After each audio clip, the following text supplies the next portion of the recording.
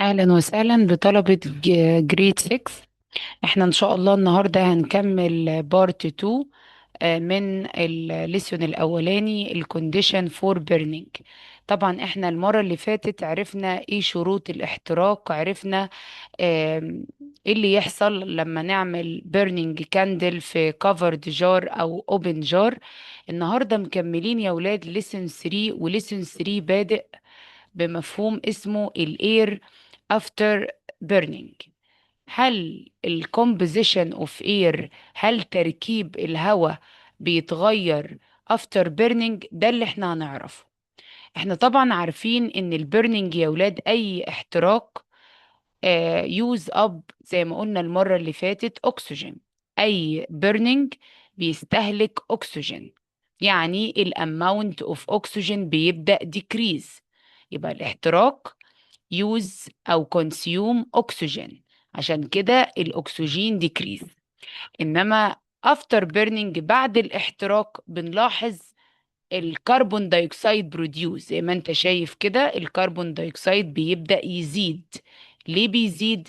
لان الكربون دايوكسيد بروديوس فروم بيرنينج. تمام. احنا اخدنا قبل كده ان الاكسجين والكربون دايوكسيد من الكومبوننت اوف اتموسفيريك اير، من مكونات الهواء. عرفنا ان الاكسجين 21% والكربون دايوكسيد 0.04. السؤال بقى، طب افتر بيرنينج هل الكومبوزيشن اوف اير تشينج اور نوت تشينج؟ طبعا لازم تبقى عارف ان تركيب الهواء بيتغير. قال لك doesn't remain the same. يعني ايه doesn't remain the same؟ يعني change. تركيب الهواء بعد الاحتراق بيتغير. طب هنا ممكن سؤال يقول لي give reason. give reason after burning الكومبوزيشن اوف اير تشينج. واي؟ هنقول له لان بيحصل ان الاكسجين يوز اب. الاكسجين يا مس بيبدأ يستهلك. الشمعة اثناء الاشتعال بتبدأ تاخد اكسجين، اذا الاماونت اوف اكسجين will decrease، هيقل. but الكربون دايوكسيد produced، يعني هو البرنينج بياخد اكسجين زي ما انتم شايفين في الصورة، take oxygen and produce carbon dioxide. طب طالما الكربون دايوكسيد produced يا ولاد from burning، يبقى الكربون دايوكسيد ايه؟ increase، بيزيد.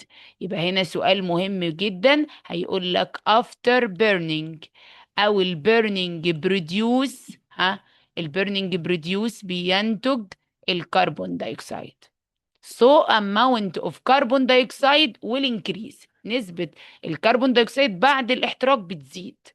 عشان كده يقول لك ايه؟ reduce البرنينج. فاكرين كنا زمان بنقول قلل البرنينج اوف فوسيل فيول، ما ينفعش تحرق علشان بيطلع الكربون دايوكسيد، واحنا عارفين الكربون دايوكسيد بيعمل اير بوليوشن وجلوبال وارمنج، فاكرين؟ يبقى البرنينج بريديوس كربون دايوكسيد، so amount of carbon dioxide increase. البرنينج يوز اب كونسيوم بيستهلك ايه؟ لا، اكسجين، سو اماونت اوف اكسجين ديكريز. زي ما انت لاحظت الكومبوزيشن اوف اير، مكونات الهواء بتتغير، لان بعد البرنينج الكربون دايوكسيد انكريز والاكسجين ديكريز. طب سؤال مهم جدا يا ولاد، detecting الكربون دايوكسيد. how can you detect الكربون دايوكسيد؟ ركزوا معايا كده. احنا عندنا ماتر يا ولاد اللي بتعمل ديتكت للكربون دايوكسيد.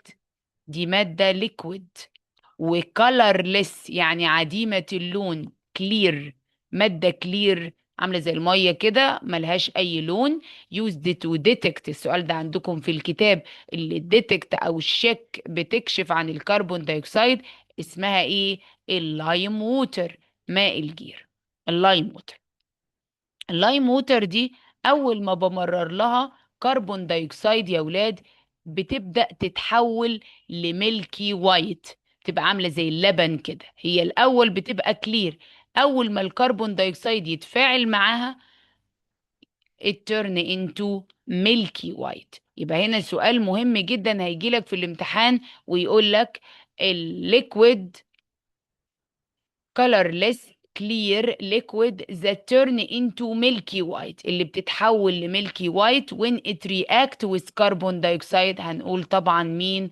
اللايم ووتر، وابقى عارفه اليوزز بتاعتها عشان لو قال لي give importance اهميتها used to detect الكربون دايوكسيد.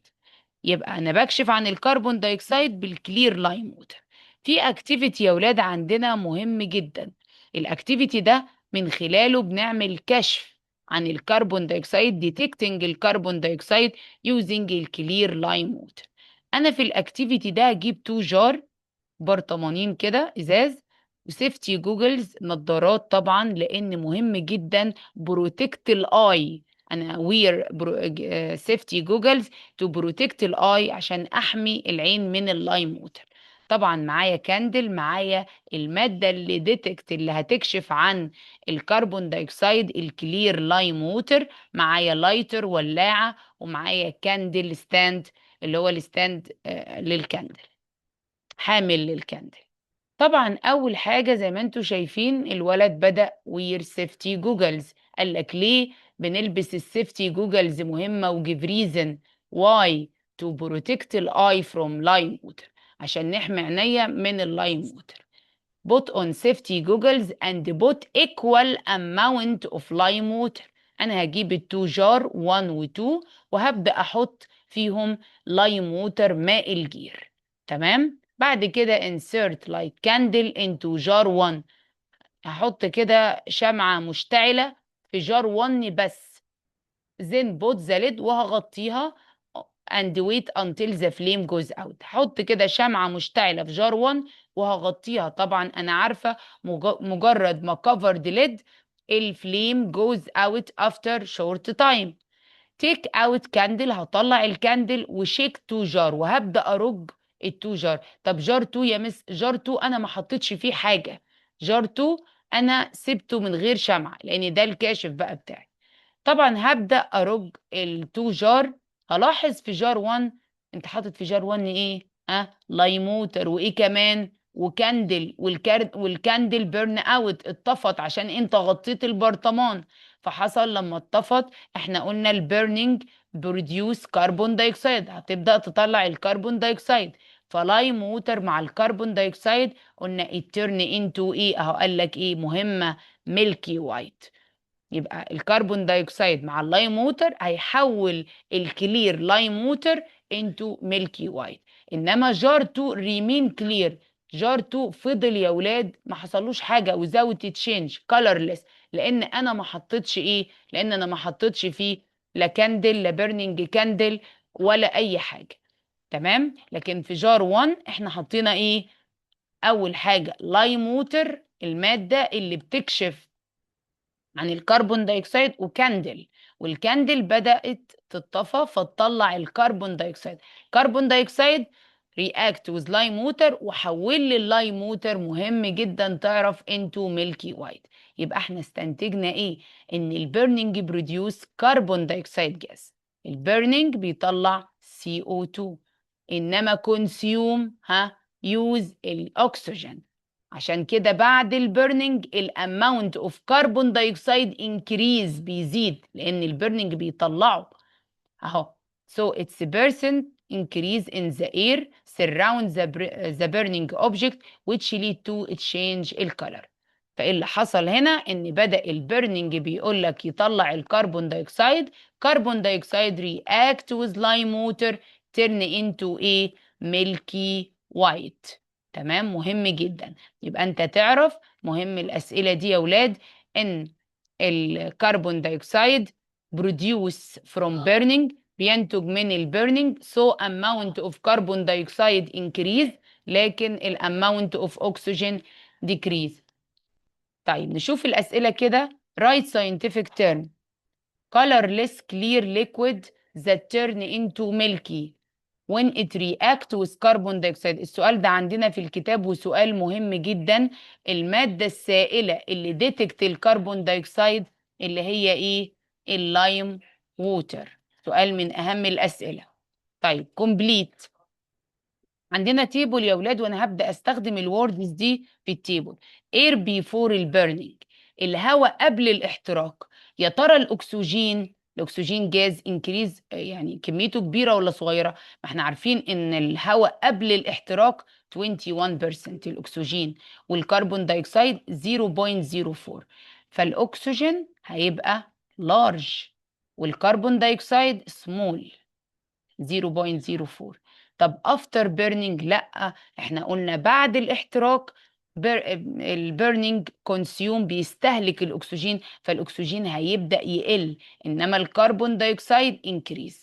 الافكت اون لايم ووتر، طبعا الاكسجين doesn't affect، انما هنا بيأثر. انا قلت اللايم ووتر used to detect الكربون دايوكسيد only، اللايم ووتر ما بتكشفش عن الاكسجين، يعني مع الاكسجين doesn't turn milky white، ما بتأثرش، انما مع الكربون دايوكسيد هي اللي تحول لميلكي وايت. السؤال الجبريزن طبعا انا قلته، الكومبوزيشن اوف اير سراوندينج كاندل تشينج، تركيب الهواء ليه بيتغير؟ هنقول because البيرنينج produce carbon dioxide so amount of carbon dioxide will increase، أو تقول لأن الكربون دايوكسيد increase as it produced from burning but amount of oxygen إيه يا ولاد؟ ال amount of oxygen decrease as it is used up. يبقى هو بيقول لك تركيب ال composition of air change، بتغير ليه تركيب الهواء؟ هتبدأ تشرح تقول لي because الكربون دايوكسيد produced the amount of carbon dioxide increase as it is produced and the amount of oxygen decrease as it is used up. طيب هنا بيقول لي give reason ال amount of carbon dioxide in the air increase، كمية الكربون دايوكسيد in the air increase ليه؟ هنقول because it produced from burning، لأنه بينتج من الاحتراق، إنما ال amount of oxygen decrease because it is used up. جميل، نكمل. طبعا عندنا what is the importance lime water، احنا قلنا lime water ده ايه؟ liquid used to detect، used to check الكربون دايوكسيد، المادة اللي بتكشف عن الكربون دايوكسيد. complete when things burn a change occur in the composition of ايه؟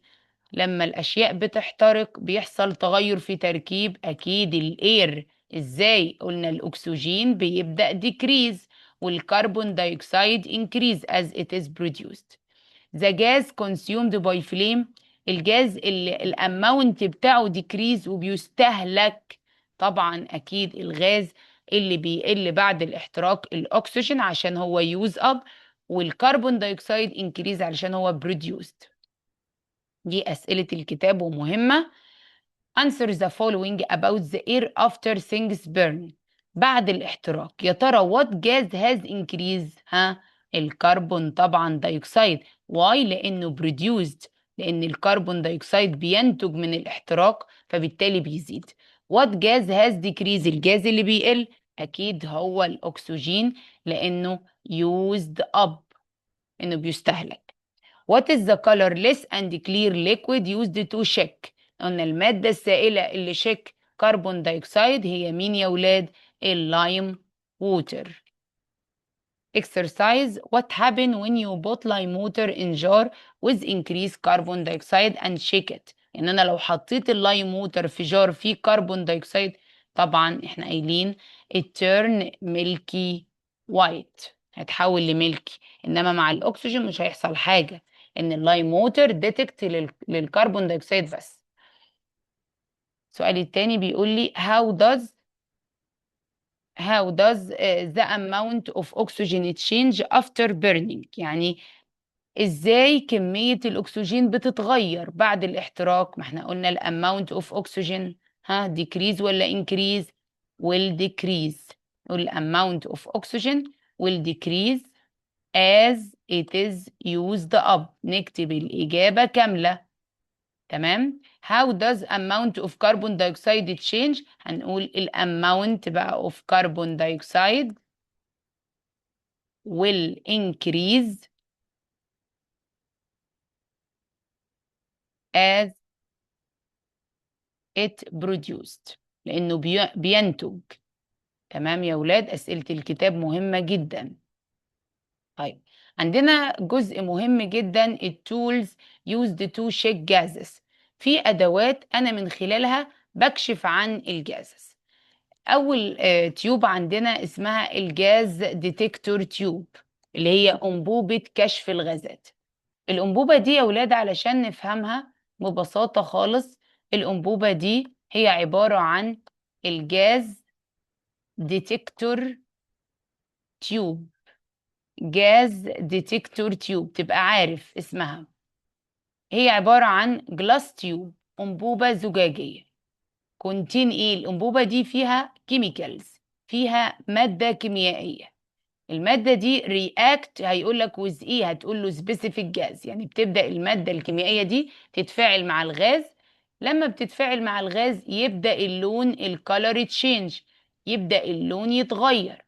اول ما اللون يتغير انت دورك ان انت ريدنج سكيل، تبدأ تقرأ الايه المقياس، تبدأ تقرأ التدريج. اول ما اللون يتغير تشوف التدريج وصل لكام، اللون ده اتغير عند تدريج ايه. فهي دي فكرتها، اسمها جاز ديتكتور تيوب. هي جلاس تيوب ببساطة، كونتين كيميكالز، فيها مادة كيميائية. الكيميكالز دي المفروض رياكت وذ سبيسيفيك جازز، لما بتتفاعل مع الغاز بيبدأ الكالر تشينج. ونقرأ السكيل. طبعا اول حاجة انت بتبدأ بريك الاندز، يعني انت بتكسر النهايات بتاعت التيوب. وليكن اهي تيوبس اهي، احنا ده شكلها مثلا. بنبدأ يا اولاد نكسر التو اندز، يعني بنخليها مفتوحة. ليه؟ واحدة من النهايات allow air to pass، هتدخل الهواء. والنهاية التانية insert firmly، يعني بثبتها ببام. النهاية التانية كده بثبتها بمضخة. تمام، هو ده بالشكل ده. يبقى هنا انا بكسر اول حاجة بريك الاندس علشان النهاية تسمح بدخول الهواء، والنهاية التانية insert with pump. ببدأ بول، بسحب الهاندل، البامب هاندل، ببدأ أسحب المضخة علشان أسمح للإير تو موف. أنت بتسحب دراع المضخة علشان تدخل الهواء. تمام. طبعا هنا كيميكالز، هنا زي ما قلت لكم مادة كيميائية. المادة الكيميائية دي أول ما الهواء بيتسحب بتبدأ المادة الكيميكالز دي react with gas او with air، بتبدأ تتفاعل مع الهواء. فبيبدأ يا ولاد الكالر، مين؟ الكالر اتشينج، اللون يبدأ يتغير. انت من خلاله بقى تبدأ تقرأ التدريج، اللون اتغير عند سكيل ايه. تمام. هيجي يقول لك جلاس تيوب، جلاس تيوب كونتين كيميكالز، لازم تبقى عارف اسمها، جيف تيرم. جلاس تيوب كونتين كيميكال رياكت with specific gas. طبعا اسمها ايه يا ولاد؟ الجاز ديتكتور تيوب. تعالوا نشوفها كده مع بعض. يبقى أنا عندي الجاز ديتكتور تيوب consists of glass tube inside there is chemical، في chemical that change الcolor، بيغير اللون when it react with specific gas. ممكن هنا يجي لك سؤال كومبليت يقول لك الجلاس تيوب contain chemical react with ايه، تبقى عارف with gas. so mean change الcolor. The type of chemical، طبعا يا ولاد نوع المادة الكيميائية اللي أنا حطاها في الأنبوبة to measure الأكسجين مثلا differ from type of chemical substance to measure the amount of carbon dioxide. يعني أنا مثلا بقيس الأكسجين، الكيميكالز بتاعت الأكسجين بتختلف عن الكيميكالز، المادة الكيميائية اللي بتقيس الكربون دايوكسيد. المادة الكيميائية اللي بتقيس الكربون دايوكسيد ديفر، بتختلف عن المادة الكيميائية اللي بتقيس النيتروجين. تمام يا ولاد، خلي بالكم من دي. باي ريدنج، انت بقى لما اللون بيتغير بتبدأ تقرأ السكيل، المقياس at the position where the color change، اللي عنده اللون اتغير. you can measure، من خلاله بتقدر تقيس ايه يا ولاد؟ الاماونت اوف جاز. يبقى ببساطة شكلها اهي، هي جلاس تيوب فيها كيميكال زي ما انت شايف، الوانات مختلفة. كيميكالز، الكيميكالز دي بتبدأ رياكت ويز جاز، المادة الكيميائية بتتفاعل مع الجاز. انا هنا عندي بامب اهو، بسحب المضخ، يعني شايفين ده هي البامب، بسحب دراعها اهو الصفرة دي، ده هي البامب. وانا ببدأ اثبت التيوب هنا، الهواء بيدخل كده وانا ببدأ اسحب البامب علشان ادخل الهواء. وانا بسحب الدراع كده انا بدخل الهواء. فالجاز يبدأ يتفاعل مع الكيميكال والكالر تشينج، اللون يبدأ يتغير. اول ما اللون يتغير انت ريدنج سكيل بتبدأ تقرأ السكيل. وزي ما قلت لك التايب اوف سبستانس، التايب اوف كيميكالز، المادة الكيميائية اللي بتقيس الأكسجين بتختلف عن الكربون دايوكسيد وعن النيتروجين. طيب عندنا اول اهو بريك اوف بوث اند، بنكسر طبعا النهايتين بتاعت الجلاس تيوب، وبعد كده انسيرت ات انتو جاز سامبلينج بامب، يعني بدخل واحده من النهايات في المضخه. بولز هاندل، ببدا اسحب البامب. ليه؟ دراع المضخه بسحبه عشان يسحب الهواء.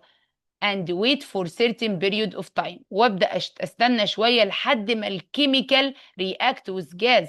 ما هو انا لازم استنى شويه لحد ما الماده الكيميائيه تتفاعل مع الجاز ويبدا الكالر اتشينج. ريد بعد كده اول ما اللون يتغير بقى اقرا النمبرز، اقرا النمبر at the border where the color change، اللي عنده اللون بدأ يتغير. يبقى انت كده قدرت آه، تحدد الاماونت اوف جازز. طبعا في كوشن للاحتياطات، عندنا الجلاس تيوب دي يا ولاد الانبوبه الزجاجيه، قال لي سنجل يوز اونلي نوت مالتي يوز، يعني انا بستخدمها مره واحده بس وبرميها خلاص. بي كيرفول نوت تو جيت هارت، يعني خليك حريص ان انت ما تتاذاش باي بروكن اند، لان انا بكسر الاندس ممكن تتعور.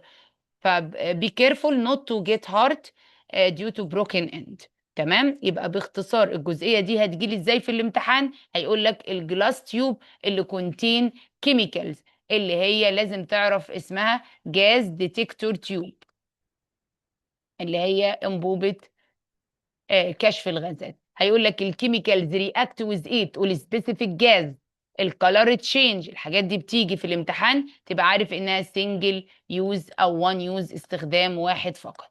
احنا عندنا بقى الجهاز التاني الاكتر تطور يا ولاد، اللي هو الجاز مونيتور، اللي هو مستشعر الغازات. والجهاز ده زي ما انتم شايفين عنده سنسور، يوز سنسور، عنده مستشعر. المستشعر ده شو بيرسنت، يعني بيحدد لي النسبة of gases on digital screen، يعني عندي شاشة كده رقمية، المستشعر ده بيقيسها على طول وبيطلع لك الرقم على السكرين. فعشان كده ده جهاز أسهل شوية، اسمه الجاز مونيتور. وبيجي يسألك في الامتحان has sensor، أول ما يقول لك device has sensor، جهاز عنده مستشعر show percent of gas on digital screen، تحفظ اسمه الجاز مونيتور اللي هو مستشعر الغازات. انما جلاس تيوب كونتين كيميكالز اسمها جاز ديتكتور تيوب، الاتنين يتحفظوا. وطبعا في مستشعر في جاز مونيتور يا ولاد بيقدر يقيس ميجر الاكسجين والكربون دايوكسيد ات ذا سيم تايم. يعني في مستشعر يوسفول، بيقول لك هو مفيد جدا لانه بيحدد لك نسبة الاكسجين والكربون دايوكسيد في نفس الوقت، وبتظهر على الديجيتال سكرين. يبقى هو يوز ايه؟ ممكن يقول لك في الامتحان الجاز مونيتور يوز، احفظ الكلمه دي، سنسور، بستخدم سنسور تو شو جاز اون ديجيتال سكرين، اعرف دي ان هو بيعرض الرقم على شاشه رقميه. وطبعا الاجهزه دي زي ما قلت لكم يوسفول لان هي بتقدر تقيس لي ميجر بوث اوكسجين اند كربون دايوكسيد ات ذا سيم تايم، بتقدر تقيس. يبقى يا ولاد احنا اتكلمنا النهارده عن ايه؟ احنا اتكلمنا النهارده عشان نلخص الكلام، اتكلمنا عن الاير افتر بيرنينج، الهواء بعد الاحتراق. اهو الهواء بعد الاحتراق، اول حاجه بنلاحظ ان الاكسجين يوز اب، يستهلك. يقول لك الجاز اللي بيستهلك مين؟ ما تقوليش الكربون دايوكسيد، الاكسجين. واي؟ طبعا البرنينج يوز اب الاكسجين. سو اماونت، هيقول لك الاماونت اوف اكسجين ايه؟ تقول لي ديكريز، ما هو يا مس بيستهلك، يبقى الاماونت بتاعته ايه؟ بتبدا ديكريز. انما الكربون دايوكسيد بروديوزد، بينتج، هيقول لك جاز بروديوسد فروم بيرنينج، تقول له كربون دايوكسيد. سو اماونت اوف كربون دايوكسيد انكريز، هيقول لك واي؟ لازم ابقى فاهم ليه الاماونت اوف كربون دايوكسيد انكريز، هتقولي because it produced from burning. why amount of oxygen decrease? because it is used up during after used up during burning. بعد كده احنا اتكلمنا عن الليكويد، ابقى عارف الليكويد، الكالرلس ليكويد السائل اللي يوزد تو ديتكت الكربون دايوكسيد؟ دي في سؤال في الكتاب وجايه في الامتحان مهمه جدا، اللي هو اللايم، ايه اللايم؟ ووتر، اللي هو ماء الجير. وممكن يقول لك اللايم ووتر يوزد تو ديتكت ايه، تقول له كربون دايوكسيد جاز. وطبعا الترن انتو ايه، بتتحول لميلكي وايت. تمام، يبقى ده سؤال اساسي مهم برضو. بعد كده اتكلمنا عن جلاس تيوب. الجلاس تيوب دي كونتين كيميكال، فيها مادة كيميائية. المادة رياكت ويز جاس وكالر تشينج، اللي هي ايه نبقى عارفين اسمها، جاز ديتكتور تيوب. الكالر بعد كده تشينج، وانت بتبدأ تقرأ السكيل، ولازم نستخدمها سنجل يوز. اسمها نعرف اسمها لان هي بتيجي جاز ديتكتور تيوب. عندنا كمان جاز مونيتور. اتفقنا ان الجاز مونيتور عنده سنسور، عنده مستشعر يوز سنسور. لو قال لك ديفايس يوز سنسور يبقى ده الجاز مونيتور. تو شو الاماونت اوف جازز اون ديجيتال ايه، بيبين لي نسبة الغازات على الديجيتال سكرين. اتمنى الجزء ده يكون اتفهم كويس. إن شاء الله المرة الجاية هنحل أسئلة كتاب المعاصر بإذن الله، مع الجزء الانريتشمنت، المعلومات الإسرائيلية هنقولها برضو الجزء الأخير، لسه جزء بسيط ونخلص شابتر 1. بإذن الله المرة الجاية هنكمل هناخد أو هنحل أسئلة الليسن. شكرا.